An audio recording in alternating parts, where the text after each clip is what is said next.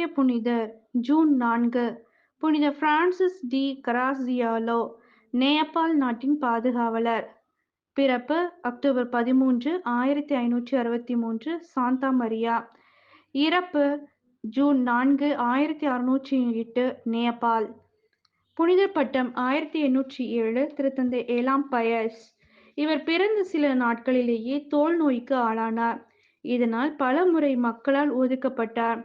இவர் புரிந்த கடுந்தவத்தினாலும் ஜெபத்தினாலும் இவரது நோய் குணமாக்கப்பட்டது. நோயாளிகளை பராமரிக்கும் பணியை இவர் சிறு வயதிலேயே மிக ஆர்வத்தோடு செய்து வந்தார்.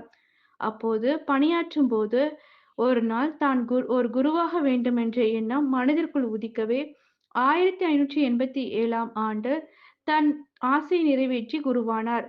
குருவான பிறகும் தொடர்ந்து நோயாளிகளை கவனிக்கும் பொறுப்பும் இறக்கும் தருவாயில் உள்ளவர்களை அமைதியான மரணமடைய தயாரிக்கும் பொறுப்பும் இவருக்கு அளிக்கப்படவே அப்பணியை இவர் மிகுந்த ஆர்வத்துடனும் புனிதத்துடனும் செய்தார்.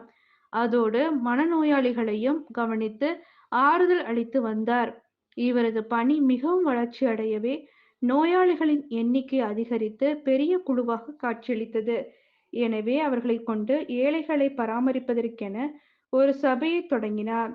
1588ஆம் ஆண்டு அச்சபை துறவற சபையாக திருத்தந்தை 5ஆம் சிக்டர்ஸ் அவர்களால் அங்கீகரிக்கப்பட்டது.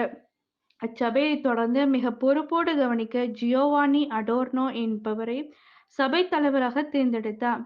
1593ஆம் ஆண்டு அவர் பணியாற்றி இறந்துவிடவே பிரான்சிஸ் டி கராசியாலோ சபை தலைவர் பொறுப்பை ஏற்றார்.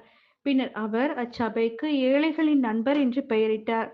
மிக விரைவாக அச்சபை ஸ்பெயின் மற்றும் மற்ற ஐரோப்பிய நாடுகளில் பரவியது.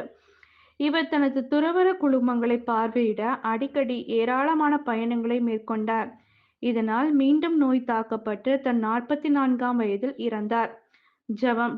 குணமளிப்பவரே இறைவா, இவ்வுலகில் நோயினால் துன்பப்படும் ஒவ்வொருவரையும் நீர் ஆசீர்வதியும்.